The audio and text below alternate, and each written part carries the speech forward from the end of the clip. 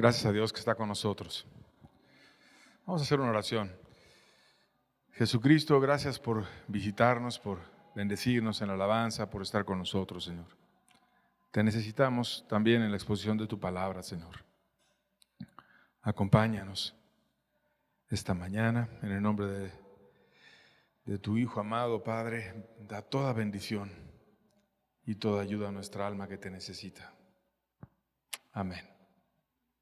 Capítulo 3, verso 16 del libro de Juan, dice la Biblia: porque de tal manera amó Dios al mundo que ha dado a su Hijo unigénito, para que todo aquel que en Él cree no se pierda, mas tenga vida eterna. El versículo más famoso de toda la Biblia. Dios amó tanto al mundo que dio al único Hijo, que es Jesucristo, especial, diferente a cualquier otro ser, para que todo aquel que en Él cree no se pierda, mas tenga vida eterna. Y hablando de este pasaje, me gusta el testimonio de un predicador que compartía con los oyentes la importancia de la Biblia en general. Y cuando él estaba exponiendo, una persona se levantó del medio de la audiencia y pidió la palabra. Y entonces le dijo al predicador: predicador, a lo mejor usted no me conoce o no me recuerda, pero usted me compartió hace años a mí cuando yo estaba preso en la cárcel y me ofreció una Biblia. Y mi respuesta ante la oferta que usted me daba de la Biblia fue: yo no tengo papel, muchas gracias, pero si usted me da la Biblia, que normalmente tiene ese papel delgadito, me la voy a fumar. Y usted la aceptó y me dijo que bien, fúmesela, pero hagamos un trato. Cada vez que arranque una página para hacerse su cigarrito, prométame que la va a leer antes de fumársela. Y entonces yo estuve de acuerdo y lo acepté. Me fumé Mateo, me fumé Marcos, me fumé Lucas y estaba fumándome el Evangelio de Juan. Y cuando leí el versículo 16 del capítulo 3 que acabamos de leer en este inicio de reunión, porque de tal manera amó Dios al mundo que ha dado a su Hijo unigénito para que todo aquel que en Él cree no se pierda, mas tenga vida eterna, no pude fumar más y entregué mi vida al Señor. Y hoy soy un predicador del Evangelio y no pierdo la oportunidad, cual siempre que la tengo, de llevar a otros a la palabra de Dios. Y precisamente con ese versículo que iniciamos, el recordar el grandísimo amor de Dios, que amó tanto al mundo, que dio a su Hijo unigénito, para que todo aquel que en Él cree no se pierda, mas tenga vida eterna. Es que iniciamos esta reunión y vamos a meditar en esta verdad, el grandísimo amor de Dios que quiere que todos nos salvemos. ¿Por qué hemos estado estudiando ese amor de Dios? Porque revisamos cómo es que Él llamó a 12 hombres y los transformó por completo y los hizo de personas indiferentes y que estaban en otro camino, en sus negocios, en su vida personal, y los hizo poderosos apóstoles. También vimos cómo Dios bendijo y salvó y llenó de bendición a las mujeres. Y cómo Cristo también cuidó y protegió y pidió que los niños fuesen llevados a Él, y los cuidó, los amó, los bendijo, los sanó e hizo milagros impresionantes con ellos, los resucitó a algunos de ellos. Y también estudiamos cómo Jesucristo salvó a los más perdidos, a los más abiertamente mundanos como Zaqueo y otros. Y hoy veremos cómo su gracia, que es para todos, que es para todo el mundo, alcanzó también a un grupo que suele ser difícil, que es la gente religiosa. Y vamos a estudiar cómo ese pasaje que acabamos de leer de Juan 3:16 lo dijo en una plática con una persona profundamente religiosa. Y antes de empezar a hablar de ese diálogo que tuvo Jesucristo con un hombre muy religioso, quisiera recordar que nuestro Señor explicó por qué es tan difícil que una persona, cuando es muy religiosa, logre encontrar la salvación. Y vamos a leer Mateo 21, versos 28 al 32, una enseñanza de Jesús. Dice: ¿pero qué os parece? Un hombre tenía 2 hijos, y acercándose al primero le dijo: hijo, ve hoy a trabajar en mi viña. Respondiendo él dijo: no quiero, pero después arrepentido fue. Y acercándose al otro le dijo de la misma manera, y respondiendo él le dijo: sí, Señor, voy, y no fue. ¿Cuál de los dos hizo la voluntad de su padre? Dijeron ellos, el primero. Jesús le dijo, de cierto os digo que los publicanos y las rameras van delante de vosotros al reino de Dios, porque vino a vosotros Juan en camino de justicia y no le creísteis, pero los publicanos y las rameras le creyeron, y vosotros viendo esto no os arrepentisteis después para creerle. Aquí está Jesucristo hablando precisamente con el grupo del cual vamos a tocar hoy, los religiosos. Y les da una historia, un padre que representa a Dios, invita a trabajar, no a ver, a trabajar en su viña. Porque al religioso le gusta mucho ver, le gusta mucho escuchar, le gusta mucho sentirse parte de un grupo social, pero no le gusta trabajar en la viña, no le gusta producir para los demás, no le gusta amar para que otros puedan ser nutridos del fruto de la viña, sino simplemente ser parte de un grupo y no involucrarse demasiado. Y entonces el padre que representa a Dios invita a dos personas a trabajar en su viña. Uno le responde franco, sin formas, directo, no religioso. Y le dice al padre que no lo quiere servir. Como son los publicanos, la gente abierta, la gente que a lo mejor tiene grandes obras de la carne y muchos desvíos, como los tenía Zaqueo y otros tantos, pero que son sinceros, francos y simplemente no andan de hipócritas, no andan en cuestiones religiosas y dicen, no quiero y ya. Pero después, arrepentido fue. Y otro religioso, con formas, queriendo siempre quedar bien, que es una característica que tiene la gente religiosa, pero que finalmente no da el paso y no hace algo comprometido, guarda las apariencias y cuando lo invita a trabajar en la viña le dice, sí señor, voy a ir, pero luego no hizo nada.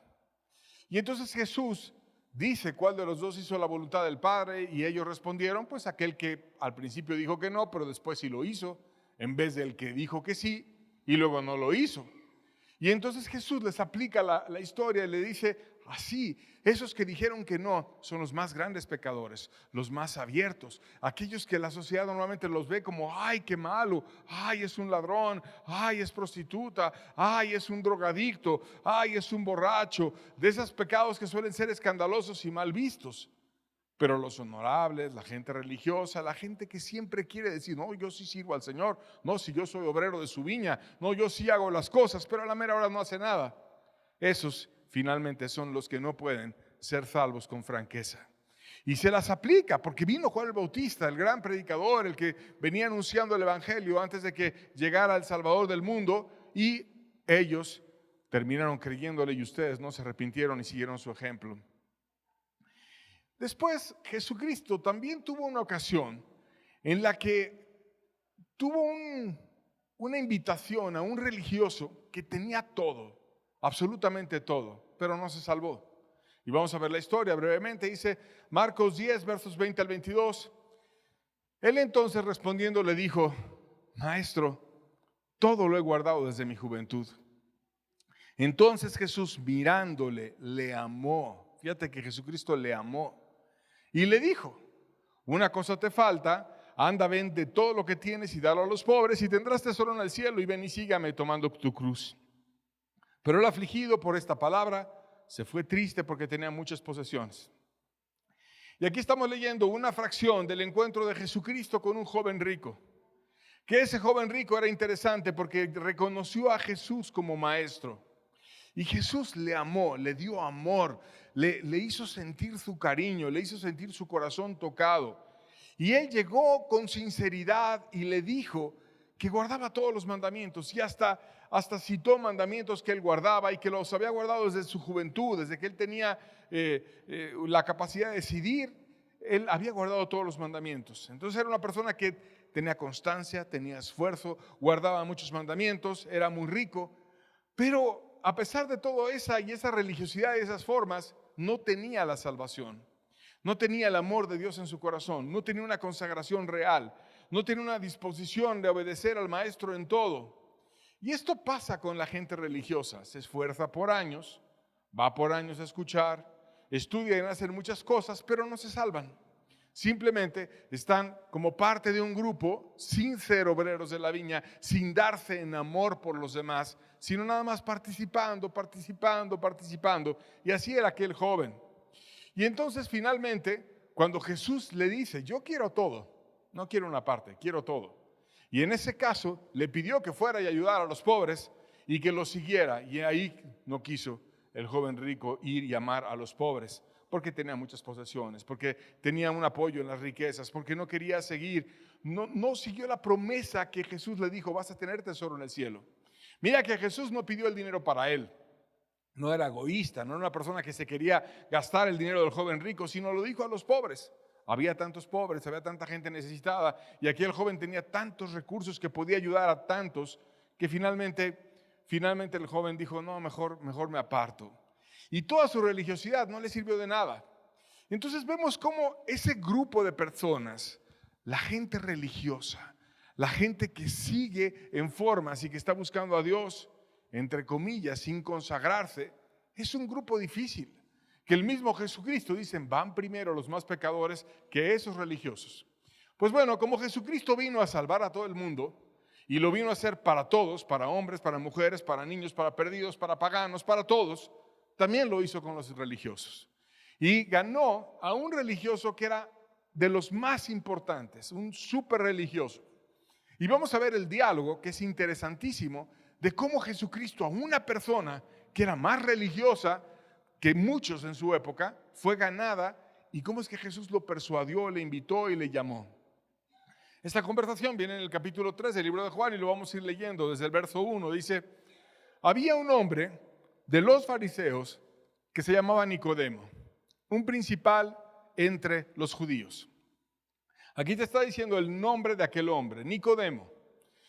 Y te dice de qué sección judía él era practicante, era de los fariseos.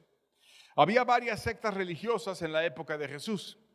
Estaban los celotes, que eran radicales, que abogaban por una lucha armada para expulsar a los romanos y que estaban dispuestos a utilizar violencia para alcanzar sus objetivos. De hecho, Jesucristo, uno de sus apóstoles, había pertenecido a este grupo y lo frenó y no lo enseñó a ir por la violencia a alcanzar sus objetivos. Otro grupo eran los herodianos, que más que una posición religiosa estaban enfocados en una cuestión política y apoyaban a los romanos y apoyaban también a Herodes, de ahí el nombre de los herodianos. Y buscaban algo contrario a los celotes, buscaban que el poder político que estaba en su época se mantuviera y que no hubiera inestabilidad, sino que Herodes se quedara, que los romanos se quedaran y que no hubiera alguna situación de rebelión en contra de Roma o un cambio de gobierno. Luego estaban los esenios, que eran monásticos y ascéticos, que se separaban de todo y que practicaban una vida rigurosa y comunitaria y que eran estrictos en guardar la ley, que esperaban la purificación del templo y que por su aislamiento, porque solían estar muy aparte ellos, eran poco influyentes. Después estaban los saduceos, que era un grupo de élite sacerdotal, que era el que controlaba principalmente el templo, que tenían fuerza política, pero grandes errores doctrinales, que eran menos aceptados por la gente, pero tenían más poder político y que tenían una fracción importante del Sanedrín y tenían mucha fuerza. Sin embargo, tenían errores que Jesucristo mismo les marcó.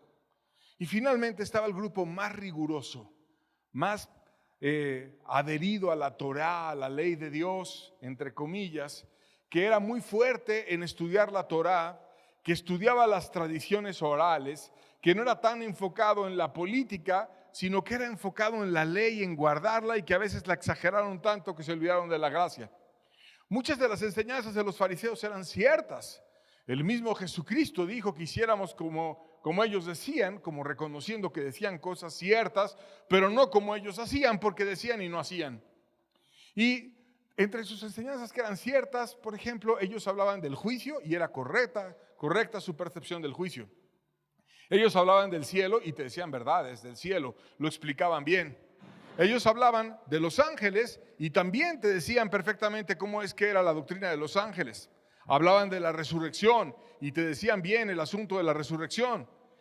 Pero a pesar de tener muchas verdades, eran rigurosos y no eran fáciles de confrontar en errores doctrinales porque guardaban muy bien la doctrina, sin embargo, no la vivencia. La ponían a los demás a vivir y no la vivían ellos. Tenían influencia en el pueblo y el problema principal es que exaltaron más la ley que el amor. El gran Nicodemo era entonces un fariseo Era el grupo más riguroso, el grupo más apegado, el grupo más fuertemente tomado de aquellas enseñanzas de la Torá, y era además miembro del Gran Sanedrín. Ese Sanedrín era un grupo que tomaba funciones judiciales, legislativas y administrativas, y que supervisaban, digamos que el país para que hubiera cohesión social y religiosa, y supervisaban el templo, que intermediaban con Roma y que eran considerados para mantener la paz en toda la nación. El Sanedrín emitía decretos, interpretaba la ley, ayudaba a resolver disputas religiosas controversiales, definían juicios civiles y criminales, aunque como estaba el poder romano no podían matar a nadie, sino tenía la intervención Roma. Así que era un hombre poderoso, era un hombre preparado, era un hombre estudiado en la Torá, era un hombre influyente y era un hombre rico. Y hay algunas referencias históricas de Nicodemo que hablan de él, y de hecho dicen algunos libros antiguos que era un hombre riquísimo. Algunos opinaban que podía llegar a mantener Nicodemo a Jerusalén durante 10 años, que parece una frase exagerada, pero te da una idea de lo absolutamente rico que era Nicodemo. Y bueno, era un principal, se codeaba con los más importantes de la nación entera. Ese era Nicodemo. Y en esa ocasión estaba por un lado Nicodemo y por el otro lado Jesucristo. Vamos a ver qué más pasó. Verso 2 de Juan 3 dice: entonces vino a Jesús de noche y le dijo: Rabí, sabemos que has venido de Dios como maestro, porque nadie puede hacer estas señales que tú haces si no está Dios con él. Y aquí nos dice muchas verdades este versículo. Primero, que vino a Jesús de noche, porque iba a ser controversial que un miembro del Sanedrín, que era muy importante, estuviera buscando a Jesús.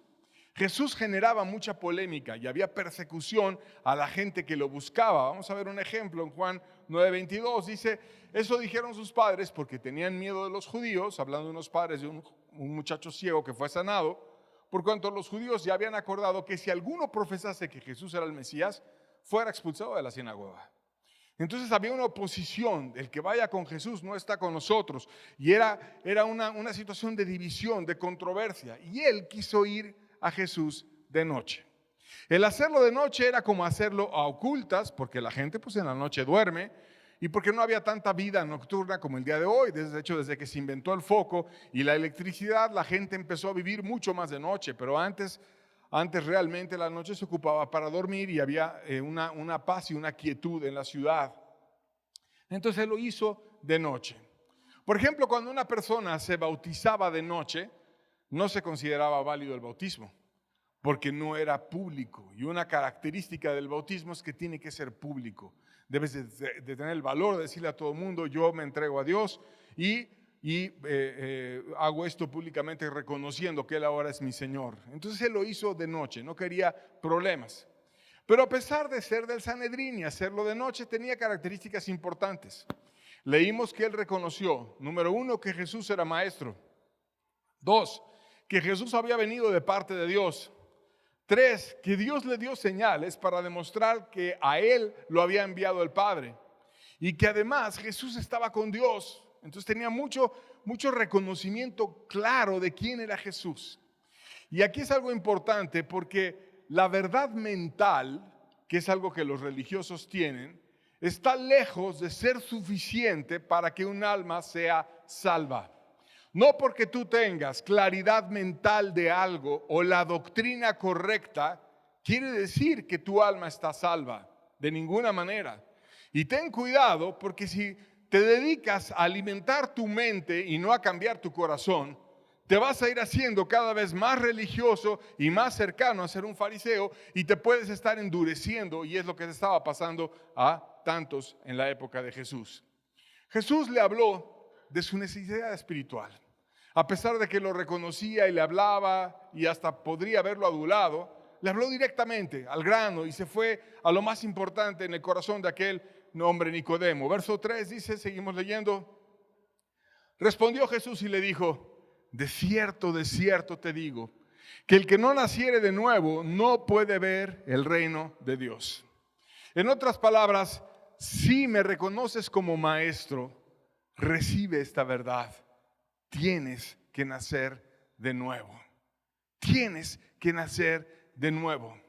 Yo no te puedo recibir como mi alumno si no empiezas como lo básico. Tú dices que yo soy rabí, tú dices que yo soy tu maestro, tú dices que yo te puedo enseñar. Quiero que tú seas parte del reino de Dios. Quiero no ser tu maestro, quiero ser tu rey. Quiero que tú me reconozcas a profundidad para poder empezar a enseñarte. No es que tú vengas y te hagas mi discípulo, sino que yo te haga a ti mi discípulo. Y para que yo te haga a ti mi discípulo y verdaderamente sea tu maestro y te enseñe, necesitas nacer de nuevo. No hubo un curso de escatología, no hubo cuestiones teológicas profundas. Había una necesidad directa y franca de Jesucristo de tratar el corazón. Lo principal y más importante que una persona requiere para ser enseñada por Jesucristo es nacer de nuevo. No importa si está lleno de teología, no importa si puede recitar la Torá de inicio, de pe a pa, de inicio a fin, y lo puede hacer muy bien. No importa si enseñó a muchos, no importa si es rico, no importa nada, si habla muchos idiomas o sabe muchas cosas. Lo importante, ante todo, es que hubiese nacido de nuevo. No es una cuestión simplista, no es repetir una oración, no es decir acepto a Cristo y ya, porque el día de hoy mucha gente no es nacida de nuevo en los lugares donde se predica, entre comillas, el evangelio, porque a veces ese nuevo nacimiento se minimiza. Se presenta tan simple, tan barato, tan accesible para que no te incomode nada y además para que ni siquiera pienses en la oración. Te dicen, mira, te voy a dar un plan de salvación, tú haces esto y lee esto y tú vas a decir, Señor Jesucristo, lo vas leyendo y dice, Señor Jesucristo, te pido perdón. Y a lo mejor dicen cosas reales, pero al estarlo leyendo y no salir de tu corazón, ¿tú crees que Jesús no sabe lo que está escrito en ese libro o en ese plan de salvación o algo así? Él quiere que lo digas de corazón, Él quiere oírte a ti lo que sale de tu corazón, no lo que otro escribió para que tú lo repitas. Pero para que ni siquiera batalles en orar, te lo dicen, mira, tú repite esto, tú di esto, etcétera, y entonces después te engañan y te dicen, no, ya con eso ya eres salvo. Y una vez salvo, siempre salvo. Ya nunca te vas a perder, ya eres salvo para siempre y vas a estar en la gracia. Y la senda de los justos es como la luz de la aurora y va a ir creciendo, vas a ir madurando y demás, pero te engañan. Porque lo importante es que Jesús te diga que eres salvo. No que un hombre, porque hiciste una oración, te diga que eres salvo.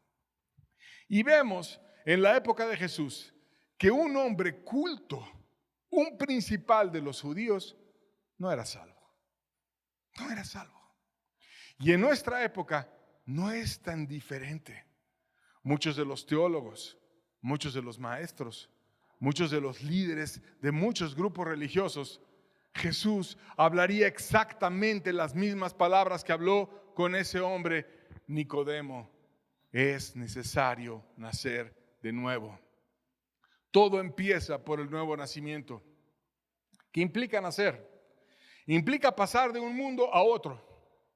Un bebé está en un mundo con su madre y está siendo preparado mientras va creciendo en el vientre de su madre para pasar a un mundo, por así decirlo, diferente. Primero está totalmente arropado por ella, recibe sus alimentos a través de ella y cuando nace ya tiene que estar enfrentando un mundo diferente. Respira por sí mismo, come por sí mismo, llora y pasa de una etapa a otra donde nunca más va a regresar a su etapa anterior. Hay un cambio total en él y al nacer tú lo ves, hay vida, hay cuidados, hay amor, hay fruto, hay algo nuevo en él, es algo totalmente diferente, no es un ser muerto, es un ser vivo. Y Jesucristo dice, así como cuando nació un bebé, así quiero que tú nazcas. Nicodemo estaba espantado por una verdad tan grande que Jesús le estaba presentando y trató de obtener explicaciones a través de una pregunta. Verso 4 dice, Nicodemo le dijo, ¿cómo puede nacer un hombre siendo viejo? ¿Puede acaso entrar por segunda vez en el vientre de su madre y nacer? La pregunta parece que te lleva a una respuesta acorralada.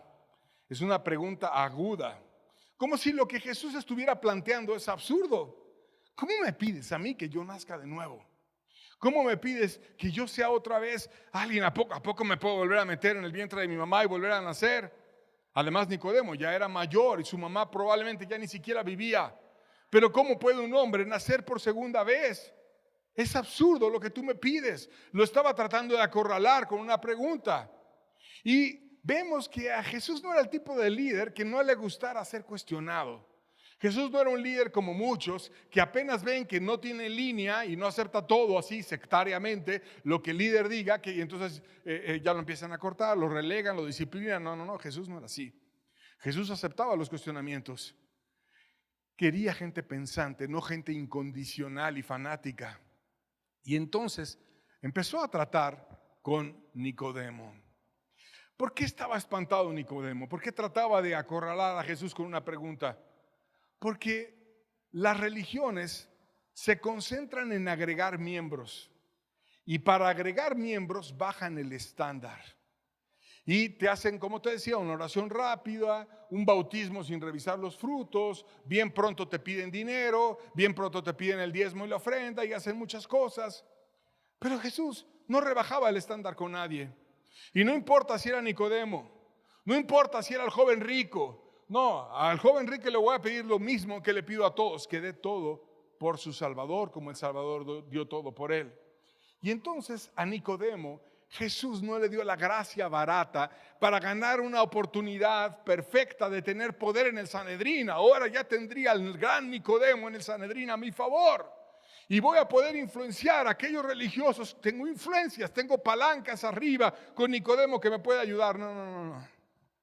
Nicodemo necesita lo que todo hombre necesita: nacer de nuevo. Eso es lo más importante. Aunque venga y me rebata, aunque me trate de ridiculizar con sus argumentos y decir cómo Jesús puede un hombre nacer siendo mayor y puede entrar por segunda vez en el vientre de su madre, es algo ridículo lo que estás diciendo. Jesús no se mueve de la verdad. Jesús insistió en la verdad que Nicodemo se resistía a digerir y puso de nuevo un énfasis explicando que se refería a un nacimiento espiritual. Versos 5 al 6 de Juan 3 dice: respondió Jesús: de cierto te digo, que el que no naciere de agua y del Espíritu no puede entrar en el reino de Dios. Lo que es nacido de la carne, carne es. Lo que es nacido del Espíritu, Espíritu es. Tú me estás diciendo un ejemplo de la carne.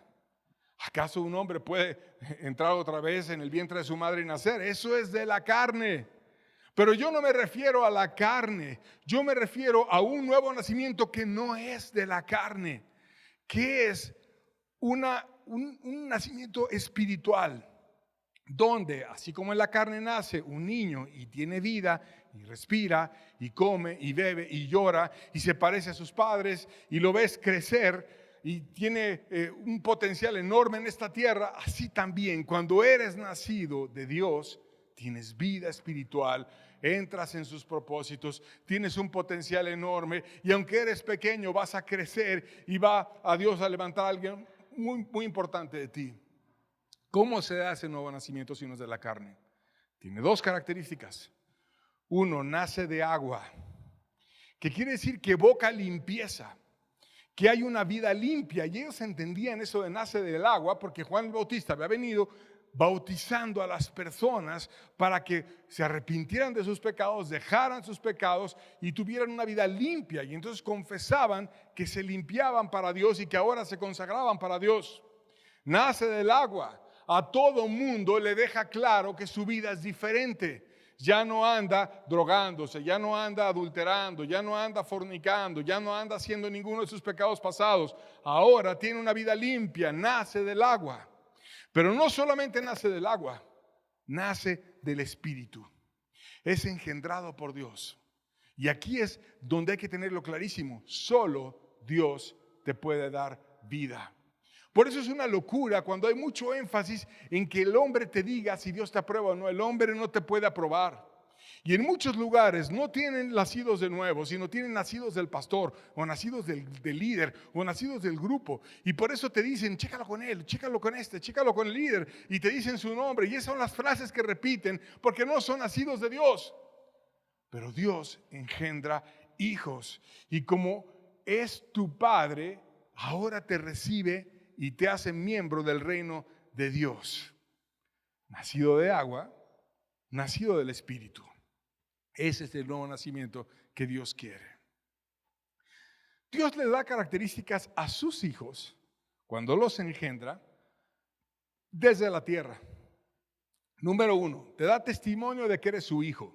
Romanos 8:16 dice, el Espíritu mismo da testimonio a nuestro espíritu de que somos hijos de Dios.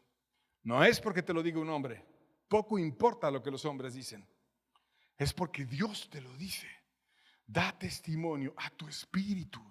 Y cuando no tienes ese testimonio, lo podrás andar buscando de persona en persona y tener citas con 1000 personas, pero hasta que no vas con la única cita que importa, que es la cita con Dios, que es aquel al cual tú has ofendido y al cual tú te has apartado de Él por tu pecado, y Él viene y te perdona y te restaura, hasta entonces vas a tener el testimonio de que eres hijo de Dios.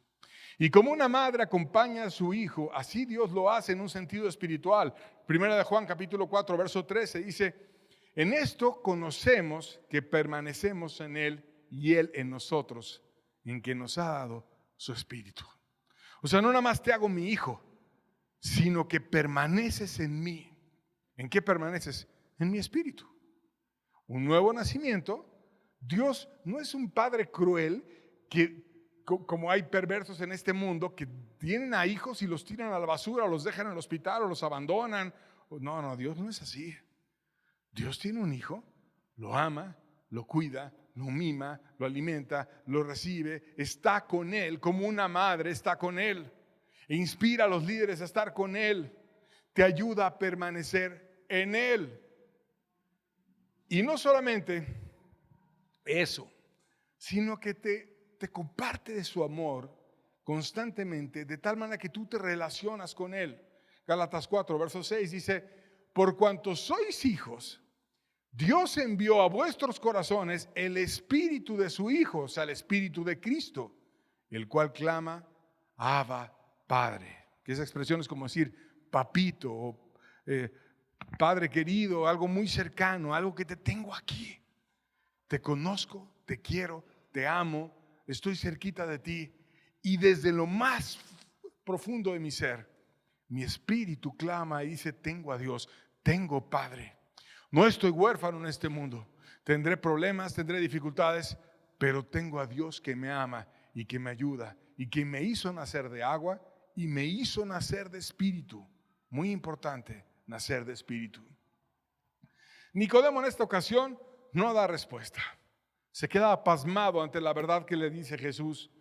Y Jesús, al verlo paralizado, le da más verdades. Versos 7 y 8 de Juan 3, seguimos leyendo, dice, no te maravillas de que te dije, es necesario nacer de nuevo. El viento sopla de donde quiere y oye su sonido, mas no sabes de dónde viene ni a dónde va. Así es todo aquel que es nacido del Espíritu. No te maravilles. No creas que es algo increíble. Es algo que yo quiero hacer en ti. Y lo quiero hacer en todo ser humano. Es necesario nacer de nuevo. No necesitas tanta teología. Es necesario nacer de nuevo. Si tú no has nacido de nuevo, debes de tener un énfasis solo en tu corazón. Es necesario nacer de nuevo. Y luego te dice, ¿qué es nacer de nuevo? El viento sopla de donde quiere y oye su sonido y no sabes ni de dónde viene ni a dónde va. Así es el que es nacido del Espíritu. Ya no es guiado por su carne, ya no es guiado por sus instintos, es guiado por uno que le dio su bendición y a lo mejor no sabe ni de dónde, porque puede estar en su lugar y a lo mejor se siente mal en su casa, en su trabajo, en la calle, y Dios de repente de un lugar o de otro le manda ayuda y él no sabe de dónde, pero sabe que viene de Dios. Y si Dios usó a uno o a otro o lo que fuera, no importa, Dios lo mandó, porque Dios le ama y lo cuida y lo va a ayudar de 1000 maneras. Porque Dios no está manco, está lleno de poder. Y tampoco sabe él a dónde va, porque ahora su vida es de Dios. Y si Dios lo lleva a un lugar o lo lleva a otro, es porque lo quiere usar para bendecir. Y tan es cierto que a un evangelista lo transportó así, paz, de en un lugar a otro lo hizo aparecer y desaparecer. Le estaba predicando un hombre y lo ganó, lo bautizó, etc. Ese hombre se fue al extranjero a promover el reino y luego al evangelista se lo llevó y lo apareció en otra ciudad para seguir predicando el reino de Dios. Y siguió predicando. Entonces la persona es movida a Dios a donde tú quieras, como tú quieras, lo que tú quieras. Porque lo primero en mi vida eres tú, no soy yo. Tú eres mi rey. No es algo religioso que vengo y repito y digo, sí, Señor, sí. Y luego no voy a trabajar en tu viña, sino arde el corazón por vivir para ti.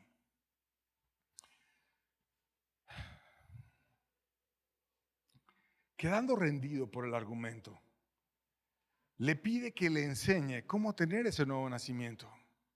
Y Jesús, en vez de enseñarle, le contesta retóricamente para invitarlo a la humildad. Versos 9 y 10 de Juan 3. Dice, respondió Nicodemo y le dijo, ¿cómo puede hacerse esto?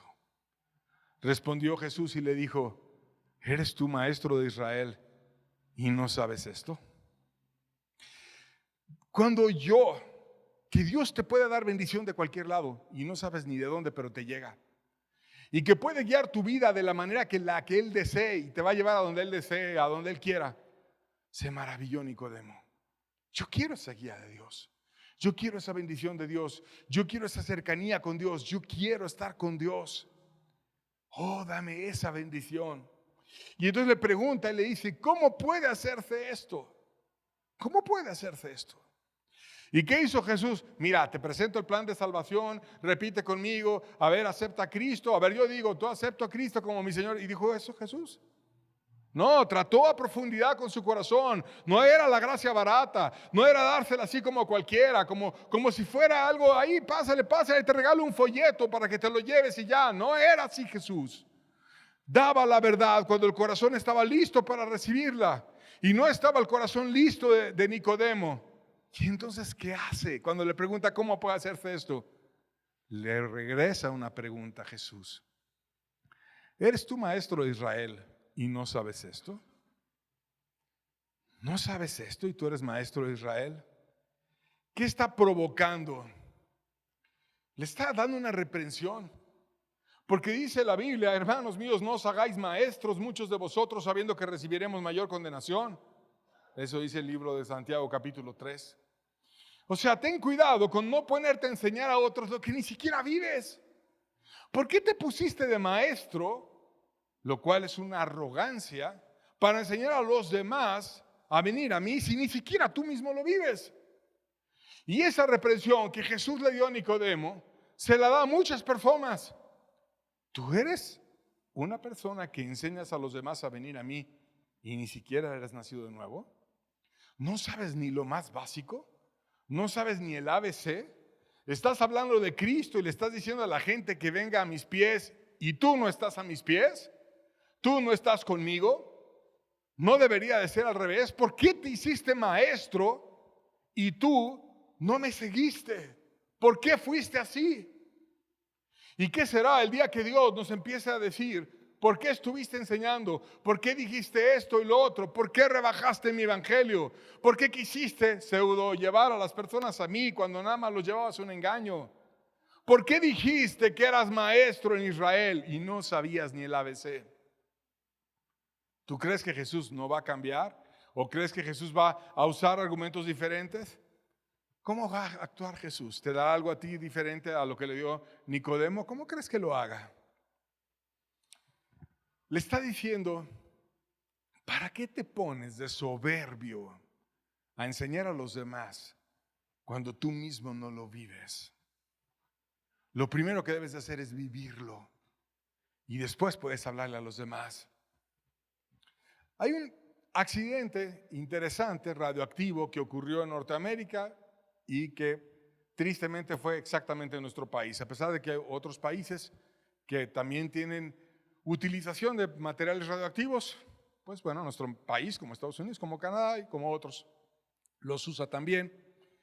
Y de hecho, a veces los usa mucho menos que otros países. Pero uno de los peores, o el peor, ocurrió en México, que fue una contaminación por cobalto 60. Ocurrió en Ciudad Juárez por un aparato médico de radioterapia. Tenía varias cápsulas de cobalto 60, que es un material altamente radioactivo y que lo utilizaba para poder operar ese aparato. El aparato se lo robaron y los ladrones, sin entender lo que llevaban ni averiguar, como lo empezó a buscar la policía por todos lados, lo vendieron por partes para que hicieran chatarra y lo quisieron desaparecer y lo llevaron a una fundidora para que le calentaran la temperatura y lo volvieran a fundir y ya. ¿No? Nadie supo dónde quedó el aparato, ya ni existe. Entonces reciclaron el aparato y entre las partes del aparato estaban esas cápsulas de cobalto 60. Y el material reciclado, después de pasar por la fundidora, lo utilizaron para hacer varillas de construcción. Y con esas varillas las empezaron a comercializar y empezaron a construir edificios en México y también parte de la producción la vendieron a Estados Unidos. Y cuando iba el camión lleno de varillas contaminadas por cobalto 60 de México exportadas a Estados Unidos, de repente había detectores allá que aquí no había y dijeron, oye, ahí subió mucho el aparato que detecta la radioactividad. Está raro eso, a ver, paren ese camión. Y lo pararon y dijeron, a ver, ¿qué traes ahí? No, pues varillas y a ver, acércale el aparato y registraba que subía mucho el conteo de radioactividad y a ver qué pasó, pues de dónde las importaron, a ver dónde se produjo y empezaron a jalar, le llamaron las autoridades mexicanas, tienes ahí material contaminado y a ver, vamos a abrir el problema y se pusieron a investigar. Y ya había edificios construidos, había muchas cosas y fue un problema reversar todo. Obviamente hubo riesgo en albañiles, en los transportistas, en los que iban a usar los edificios.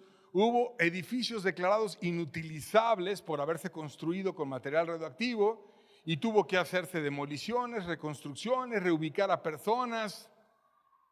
Todo esto se hubiera quitado si hubiera habido humildad para decir, yo no sé manejar esto, yo no sé este aparato. Ya total, si te lo robaste, pues manda una dota y pide que alguien que sepa lo arregle. O no sé, en el peor caso, si alguien no se quisiera entregar, que lo correcto sería no robar. Pero ¿para qué vas y manejas un material como si supieras hacerlo? Ah, no, mándalo a la fundidora, no hay problema. Y entonces metes en una crisis a todos. Albañiles, a transportistas, a personas que iban a vivir en esos edificios. Todo fue un problema. Hasta en el extranjero tuvieron problemas por eso. Todo fue un problema. Un desastre similar en un sentido espiritual ocurre cuando líderes envanecidos se ponen a llevar cosas para las cuales no están preparados. No saben ni el ABC del cristianismo, ni lo más básico manejan. Y te rebajan las cosas y empiezan a actuar como si tuvieran la experiencia y como si supieran hacerlo, pero lo hacen mal. Y ahora hay que reversar todo, hay que volver a ver las cosas, hay que volver a hablar con las personas que ellos hablaron porque las dejaron todas confundidas, porque lo hicieron todo de cabeza. Y entonces para ayudar a Nicodemo, que había estado envanecido, enseñando lo que no entendía, Jesús lo humilla. Lo humilla. Porque para aprender, si tú quieres llegar a, yo quiero ser tu alumno, Jesús, ¿cómo puedo hacerse esto? Quiero que tú me enseñes. Pero para verdaderamente aprender, necesitas un corazón humilde.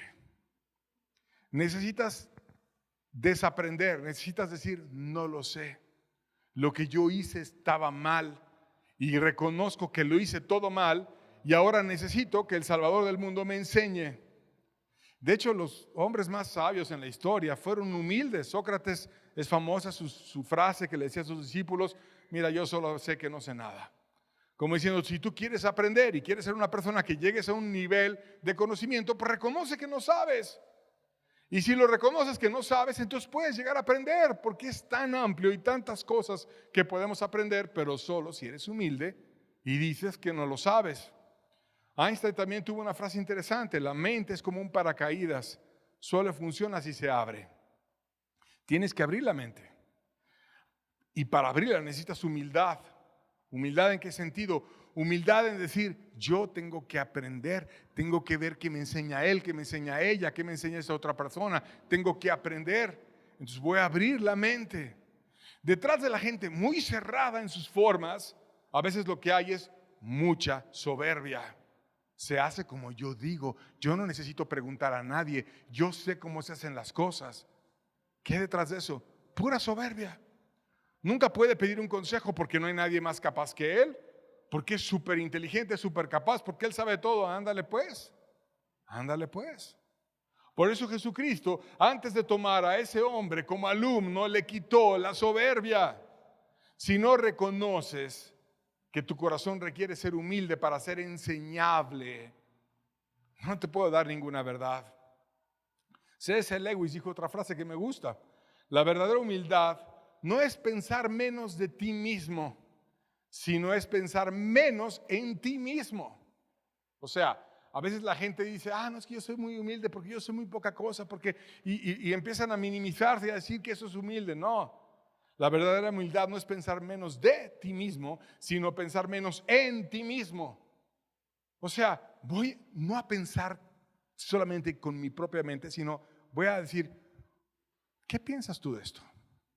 ¿Qué piensas tú del otro? Solo el humilde pide consejo. Solo el humilde dice, ¿ustedes qué opinan? ¿Qué dicen? ¿Qué piensan? Pero nada, el soberbio, no, yo siempre enseño, yo siempre digo, yo siempre eso. Nunca pide opinión a nadie. Y al rato se hace un desastre porque don soberbio se puso a decidir tonterías y al rato metió a todos en un grandísimo problema. Y cuando viene el problema se va huyendo. Dios no quiere eso. Dios quiere que seamos humildes. Jesús no recibe a un soberbio hinchado de conocimiento que dice querer ser guiado. Jesús recibe a una persona humilde que dice querer ser guiado. Si quieres ser su discípulo, lo primero que requieres es ser humilde. Y para que el corazón de Nicodemo fuera trató Jesús con su soberbia. Jesús se presentó también como un maestro diferente, que le había hablado verdad y que no él la había aprovechado. Y entonces, ¿cómo le voy a dar más verdad? Y eso también es muy interesante. Juan 3, versos 11 y 12. Seguimos leyendo. De cierto te digo, que lo que sabemos hablamos y que lo que hemos visto testificamos, y no recibís nuestro testimonio.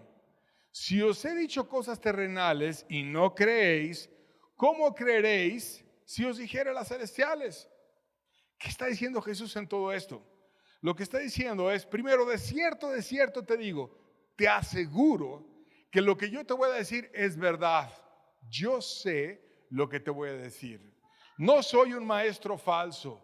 No repito las cosas porque sea la doctrina de alguien más que vengo y las repito, sino yo sé lo que te voy a decir.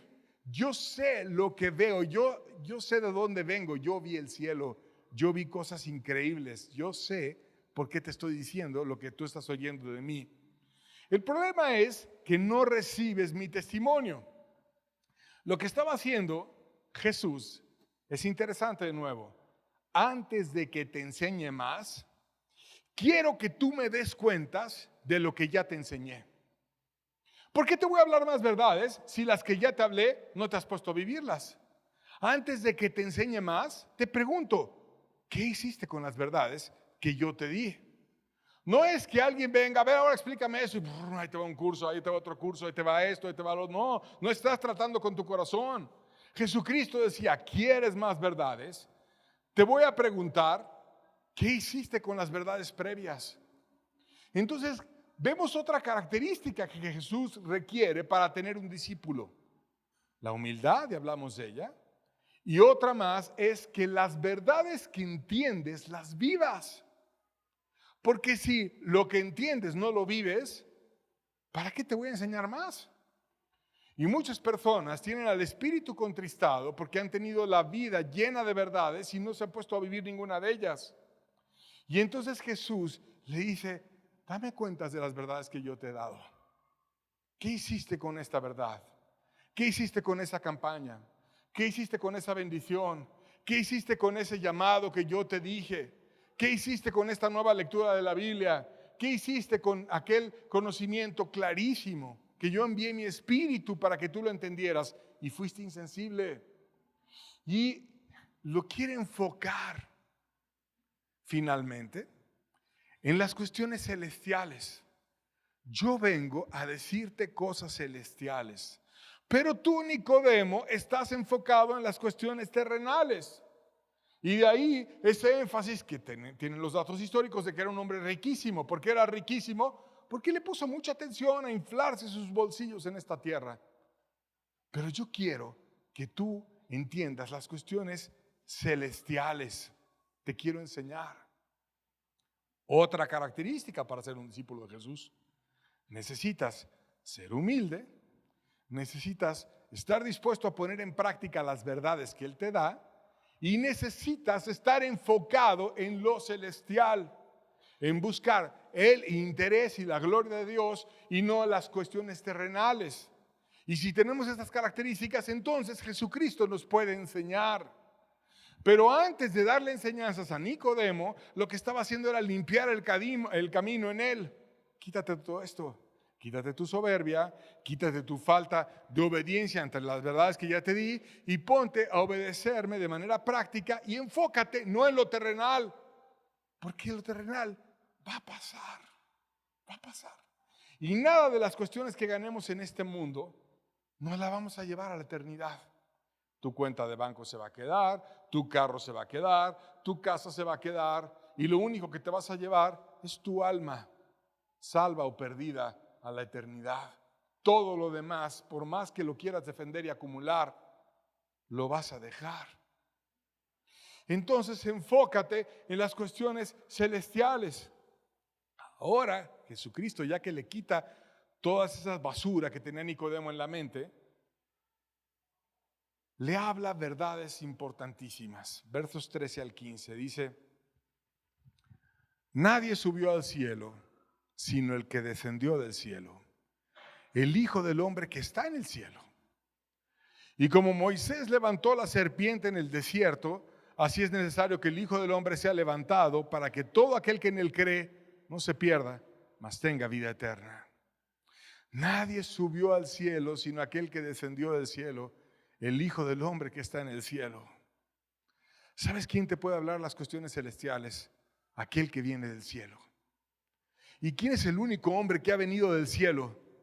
Jesucristo, que fue enviado de Dios. Por eso Él es el mediador. Él viene y te habla lo que vio. Él es aquel que estuvo en el cielo y te viene a invitar al cielo. Por eso estuvo con el Padre y veía la tierra tan perdida. Veía la tierra tan dura, veía los corazones humanos tan egoístas, tan insensibles, tan poco respetuosos de los niños y del amor práctico. Y entonces dijo: Dios, está tan hermoso aquí que yo quiero que ellos vengan acá. Envíame para que yo pueda, Padre, ser el eslabón, ser aquel que los lleve a tu presencia. Y no hay otro mediador entre Dios y los hombres sino Jesucristo, que es aquel que descendió del cielo, que venía del cielo, que conocía el cielo, que sabe el cielo cómo era. Y entonces viene y te dice: yo ya conozco el camino y ya veo que es precioso, te vengo a tomar de la mano para llevarte al cielo. No hay otro. Nadie subió al cielo sino el que descendió del cielo. Nadie conoce el camino más que yo. No hay pastor, no hay nada, no hay grupo, no hay nadie. Yo soy el camino, la verdad y la vida. Yo soy el que te puede llevar al cielo. Yo soy el que te tienes que tomar de mi mano para que vayamos juntos al cielo. Solo de mí, no de nadie más. No es un grupo, no es una doctrina, no es una forma, no es un estilo, no es nadie. Soy yo el que te puede ayudar. Y como Moisés levantó la serpiente en el desierto, así es necesario que el Hijo del Hombre sea levantado. Y aquí estaba hablando algo grandísimo. Está recordando un pasaje que estudiamos cuando caminamos por el libro de Números. Y para tener la referencia clara, vamos a leer ese pasaje, Números 21, versos 7 al 9. Dice: entonces el pueblo vino a Moisés y dijo: hemos pecado por haber hablado contra Jehová y contra ti. Ruega a Jehová que quite de nosotros estas serpientes. Y Moisés oró por el pueblo y Jehová dijo a Moisés: hazte una serpiente ardiente y ponla sobre una asta, y cualquiera que fuere mordido y mirare a ella vivirá. Y Moisés hizo una serpiente de bronce y la puso sobre un asta. Y cuando alguna serpiente mordía a alguno, miraba a la serpiente de bronce y vivía. El pueblo había sido muy ingrato con Dios y con Moisés. Dios les había sacado poderosamente de Egipto. Les había enseñado cómo caminar verdades poderosas con Él. Les libró en batallas importantes contra sus enemigos, les ayudó. Y le pagaron con ingratitud. Vamos a designar un capitán para regresar a Egipto. Y cobardemente se pusieron a hablar de Dios y de Moisés por la espalda. Y cuando Dios vio todo ese corazón ingrato y murmurador, dijo, bueno, pues no quieren mi protección, no quieren el hombre que les mandé para que pudieran venir a mí. Los dejó a merced del diablo. Y entonces salieron unas serpientes y los empezaron a picar y se quedaban el veneno de las serpientes y se sentían muy mal. Y clamaron a Dios, ya que tenían el veneno adentro, clamaron. Y entonces Dios les quiso responder con un símbolo. Y le dijo a Moisés, hazte una serpiente ardiente, que la serpiente es una forma que tipifica al diablo, la serpiente antigua, una serpiente ardiente, porque ese es el diablo, con ardor, con furia, con veneno, y la pones sobre un asta, sobre una madera, y la pones para que todo el mundo la vea. Y entonces cuando ellos fueron picados por la serpiente y se sienten muy mal, van a voltear al asta. ¿Qué tiene el asta? Tiene la serpiente de bronce en la punta ahí, y van a ver, fue vencida la serpiente en un asta. Y entonces Jesucristo dice que así como la serpiente fue levantada por Moisés en el desierto, en un madero, Él iba a ser levantado para que todo aquel que en Él cree no se pierda, mas tenga vida eterna. Entonces, cuando Jesucristo fue levantado en la cruz, ¿qué vemos? A la serpiente vencida, a la serpiente ardiente que fue vencida por completo. Para que todo aquel que en Él cree, en el que murió para vencer al diablo en la cruz, no se pierda, mas tenga vida eterna. Y cuando estamos como a ellos, los hebreos estaban mordidos por la serpiente, con el veneno de la serpiente adentro, con la necedad, con la murmuración, con la ingratitud a Dios, porque no hemos sido muy diferentes que esos hebreos, también hemos pecado como ellos y hemos tenido muchos desvíos como ellos los tuvieron.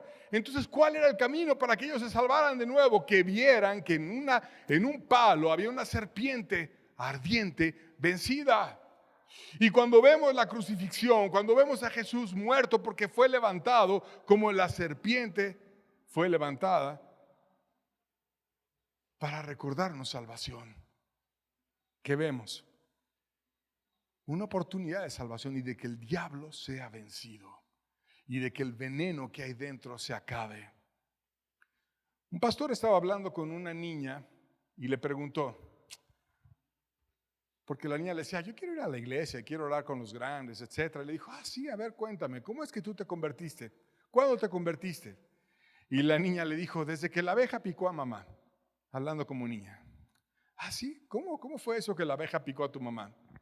Entonces la niña narró que una abeja entró en su cuarto y ella le daba golpes a la abeja porque quería que la abeja no la picara, y la abeja se estaba enojando y le empezó a dar miedo porque la abeja no la dejaba de perseguir. Entonces finalmente se fue corriendo con su mamá y le dijo que le daba miedo a la abeja y se metió debajo del delantal de su mamá con la abeja persiguiéndola.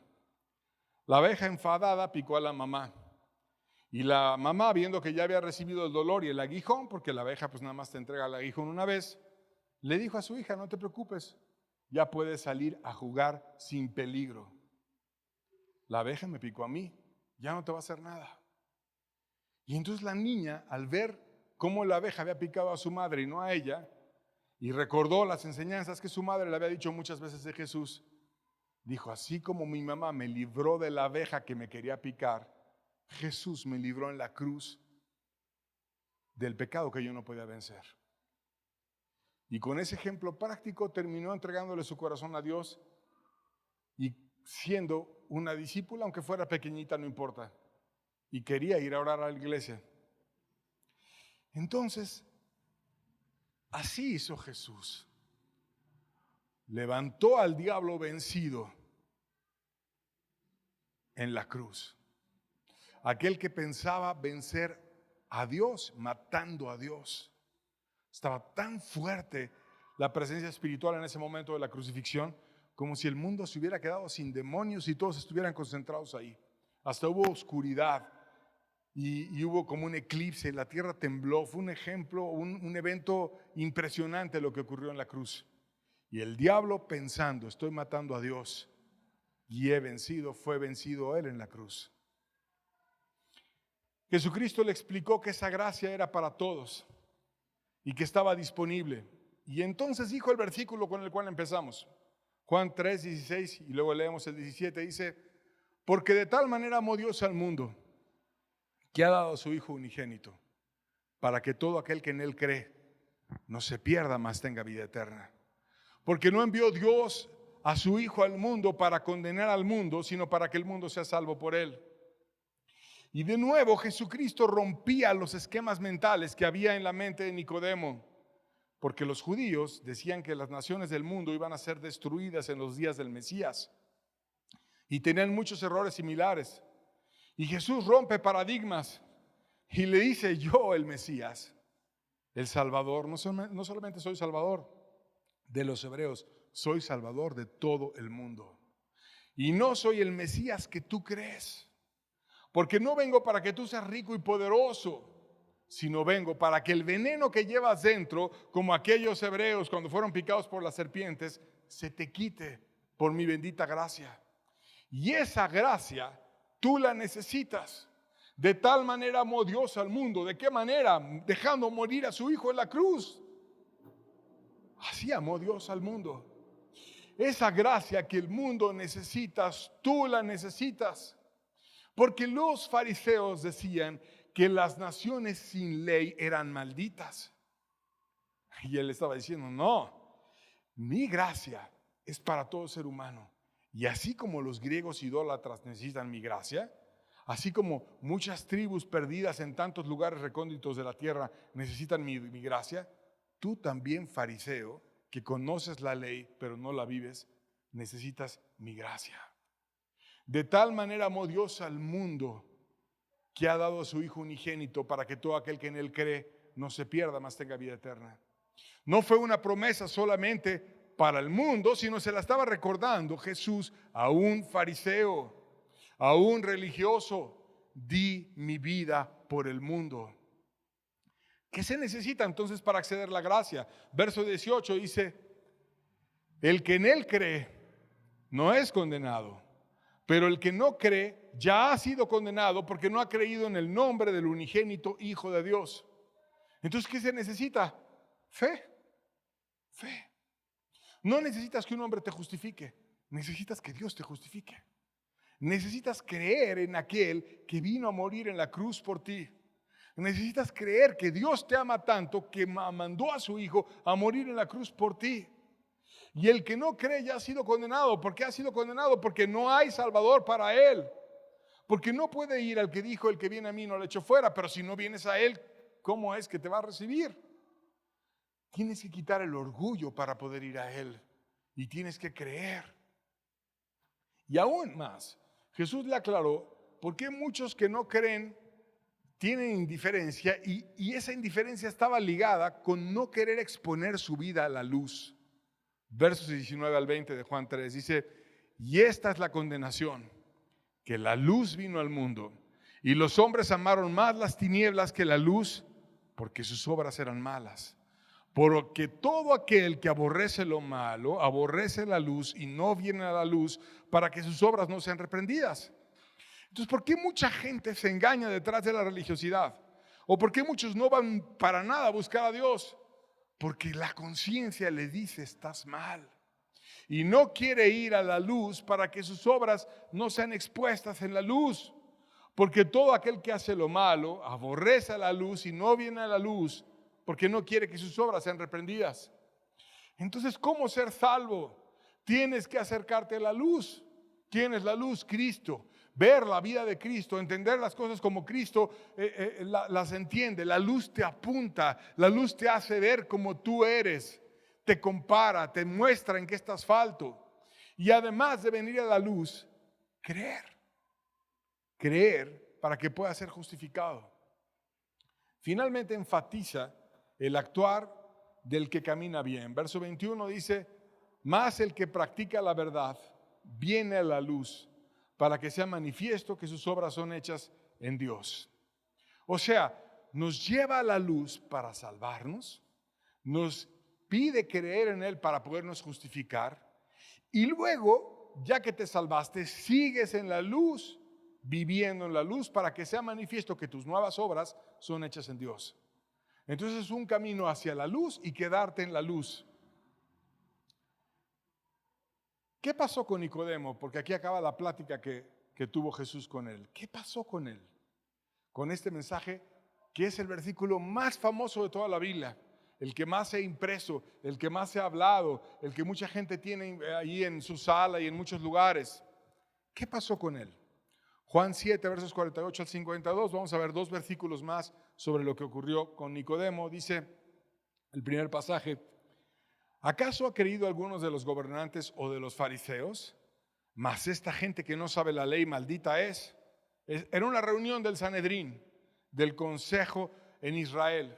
Les dijo Nicodemo, el que vino a él de noche, el cual era uno de ellos. ¿Juzga acaso nuestra ley a un hombre si primero no le oye y sabe lo que ha hecho? Respondieron y le dijeron, ¿eres tú también Galileo? Escudriña y ve que de Galileo nunca se ha levantado un profeta. Así son los religiosos, les gusta cambiar los argumentos, te dicen una cosa y luego te dicen otra. Él les estaba diciendo una gran verdad. ¿Por qué tú quieres juzgar a una persona si ni siquiera le has oído? ¿Juzga nuestra ley a alguien sin haberle oído? Tú no puedes decir que está mal si tú primero no le oyes. Y era inteligente porque los estaba guiando a oír a Jesús para luego poder que ellos digirieran la verdad como el mismo Nicodemo la había digerido. Pero ellos duros, inflexibles, ¿tú eres Galileo también? O sea, luego te empiezan a condenar. Escudriña y ve que de Galilea nunca se ha levantado un profeta, pero ráscale bien a la vida de Jesús porque no venía de Galilea, venía de Belén. Y en Galilea había predicado para invitar a sus discípulos. Y en otros muchos lugares también. Pero así son, te ponen culpas que no van, te mueven la pesa falsa como les da la gana y empiezan a usar la injusticia, que es algo que pasa mucho en los grupos religiosos. Aquí vemos entonces a Nicodemo en el Sanedrín defendiendo a Jesús y a sus colegas, debatiendo con gente necia y pidiendo un juicio justo. Pero no se abre Nicodemo a decir yo he creído en él. Porque lo retan y le dicen, ¿eres tú también Galileo? ¿Tú acaso ha creído en él alguno de los gobernantes o de los fariseos? ¿Por qué no dijo Nicodemo, yo he creído en él y soy fariseo? Yo soy. No dijo. Entonces debatió, pero no tan abiertamente. No se abría de capa con todos y decía, yo soy creyente. Sino que defendía a Jesús y a sus colegas, pero tenía cierta cautela como cuando fue con Jesús de noche. Pero cuando Jesús muere, se transforma Nicodemo y lo presencia y pasa algo en su corazón. Juan 19 versos 38 al 40, el segundo pasaje, dice, hablando de la crucifixión de Jesús, después de todo esto, José de Arimatea, que era discípulo de Jesús, pero secretamente por miedo de los judíos, rogó a Pilato que le permitiese llevar el cuerpo de Jesús. Y Pilato se lo concedió. Y entonces vino y se llevó el cuerpo de Jesús. También Nicodemo, el que antes había visitado a Jesús de noche, vino trayendo un compuesto con mirra y áloes como de 100 libras. Tomaron pues el cuerpo de Jesús y lo envolvieron en lienzos, con especies aromáticas, según es su costumbre de sepultar entre los judíos. Ahí vemos a Nicodemo que ve la crucifixión. Y cuando vio la crucifixión y después a Jesús muerto, ¿qué crees que recordaba Nicodemo en la crucifixión? Como Moisés levantó la serpiente en el desierto, así es necesario que el Hijo del Hombre sea levantado. Él es el cumplimiento de esa serpiente vencida en la cruz. Así como los hebreos oraron para que el veneno que tenían dentro les saliera, porque el diablo está vencido en la cruz, ahora por Jesús. Yo puedo orar para que el veneno de mi pecado me sea quitado. Ya no tengo que andar con cobardía como andaba él antes. Ya no tengo que andar con extrema prudencia con estos religiosos. Yo le pido a Él que me quite ese veneno, porque Él fue levantado para pagar mis culpas, porque Él fue levantado como Moisés levantó la serpiente en el desierto. Imagínate oír que Jesús se profetiza a sí mismo muerto y luego lo ves cumpliendo ese amor. De tal manera amó Dios al mundo. Esa promesa Él la dio para mí, que ha dado a su Hijo unigénito para que todo aquel que en Él cree, yo creo. Porque me lo dijo que iba a pasar y ahora veo que pasó. Lo hizo por mí. Imagínate el corazón de Nicodemo. Ya no me importa ser prudente. Porque los discípulos fueron y huyeron. Solamente Juan se quedó ahí. Y José de Arimatea, un hombre rico, fue y le rogó a Pilato: dame el cuerpo de Jesús. Pero fue secretamente por miedo. Con prudencia también José de Arimatea no dice eso de Nicodemo. Nicodemo vino allí con sus 100 libras, con mirra y con aloes. Imagínate cargando todo un hombre mayor. A lo mejor tenía ayuda de trabajadores que le traía todos los compuestos para embalsamar el cuerpo de Jesús con especies aromáticas, según era la costumbre. Lo hizo público. Mandó comprar todo eso.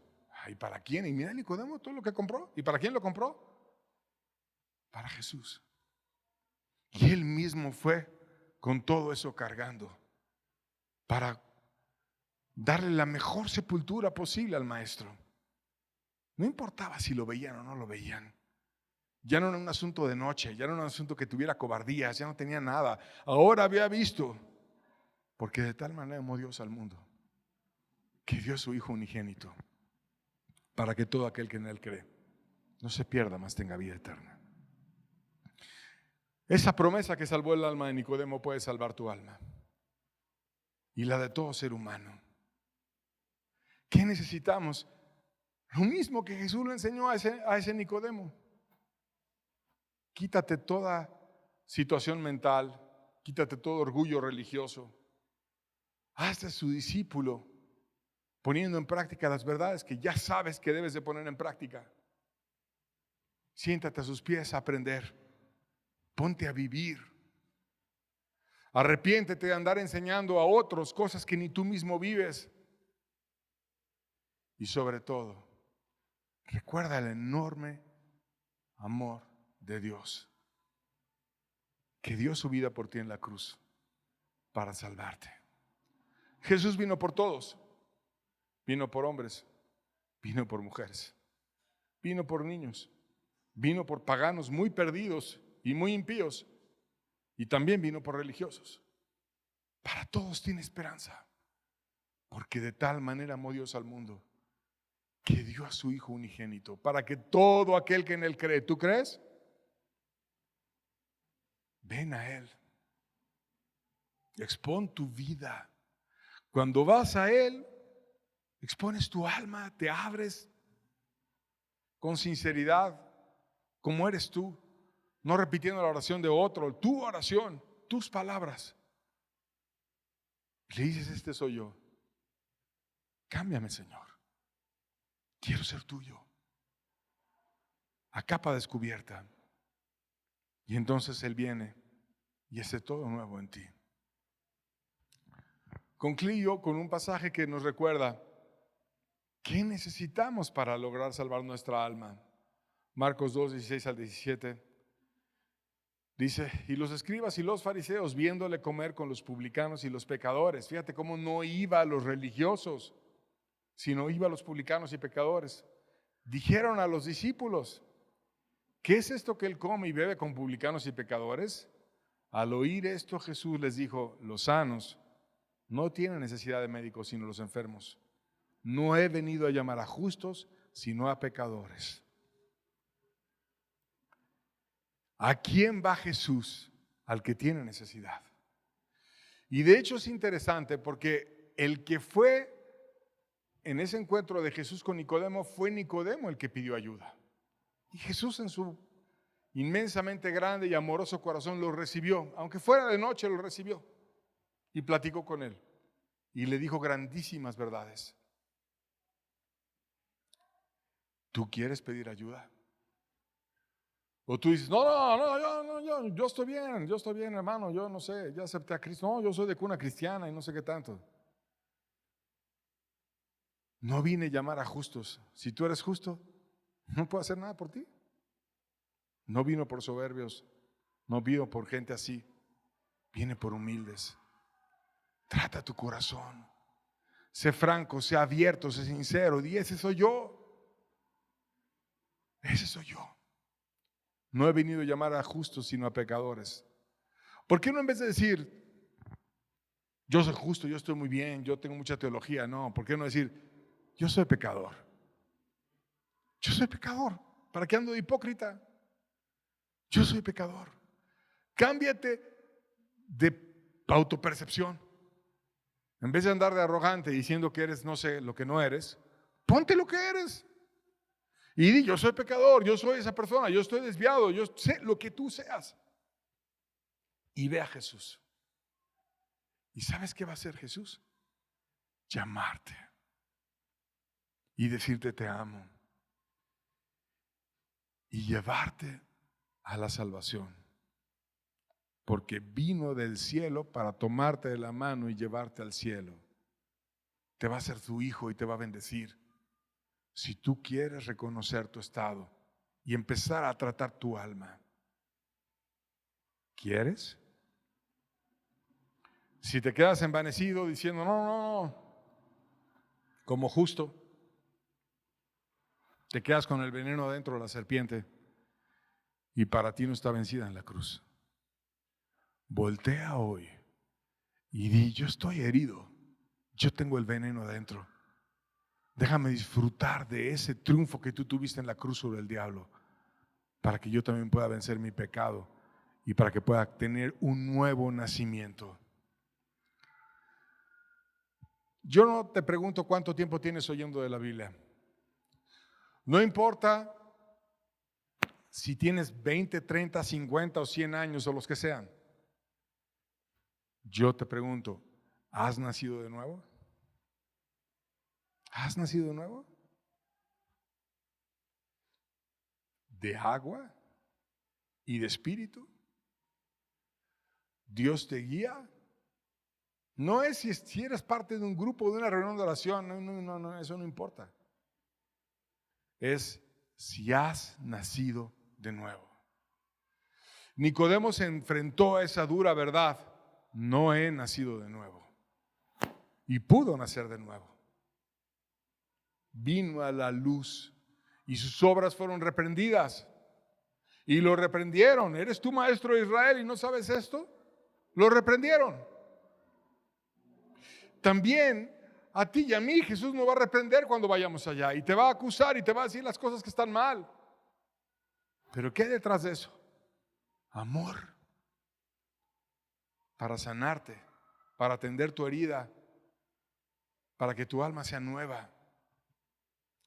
¿Quién querrá decirle a Dios, desde la oscuridad de mi corazón, Señor, yo te hago un llamado a ti?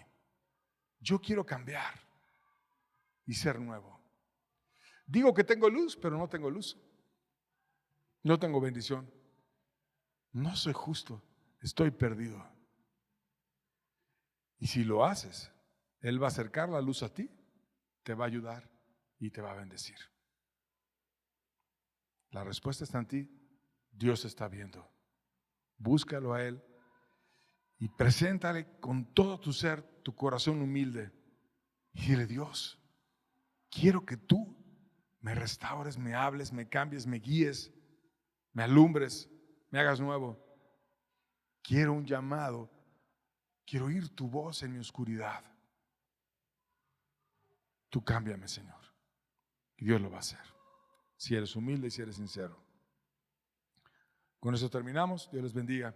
Que tengan buena tarde. Estamos despedidos. Vayamos a poner en práctica esta palabra. Y Dios nos va a seguir hablando el siguiente domingo. Endurécete y no la pongas en práctica. Dios se va a apartar de ti. Y si Dios no te habla, ¿qué será de ti y de mí? Aprovechemos su llamado y seamos suyos. Dios les bendiga. Estamos despedidos. Que tengan buena tarde.